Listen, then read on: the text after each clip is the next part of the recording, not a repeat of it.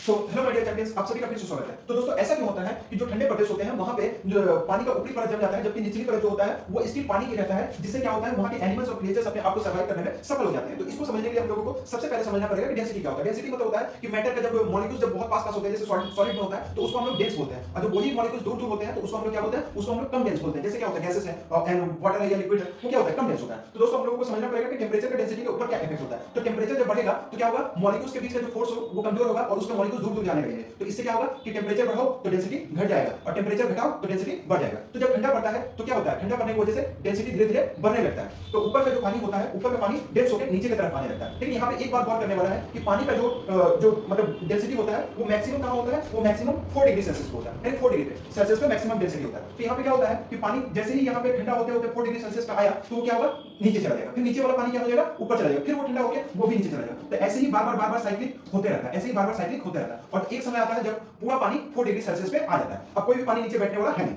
अब 4 degree Celsius से नीचे जब पानी आता है तो वो क्या होता है, वो बर्फ बनने लगता है। और बर्फ का डेंसिटी हमेशा क्या होता है, पानी की डेंसिटी से कम होता है, इसीलिए तो बर्फ क्या होता है, पानी के ऊपर तैरता है, ठीक है ना। तो बर्फ बन जाता है तो वो क्या होता है कि वो तैरने लगता है। अब क्या हुआ कि बर्फ बन गया, वो तैरने लगा, तो बर्फ तो नीचे जा नहीं रहा है, तो उस पर और भी ठंडा बढ़ते गया और वो बर्फ का एक पूरा मतलब क्या होता है, परत बन जाता है। लेकिन नीचे का पानी अभी भी 4 डिग्री सेल्सियस पे ही है, ठीक है, तो वो पानी ही है। और बर्फ कब बनता है, 0 डिग्री सेल्सियस पे। तो इस तरीके से क्या होता है कि जो मतलब मॉसेस होते हैं, जो फिशेस होते हैं, एनिमल होते हैं और वाटर क्रिएचर्स होते हैं, वो अपने आप को सर्वाइव कर लेते हैं। तो दोस्तों क्या आपको ये पता था?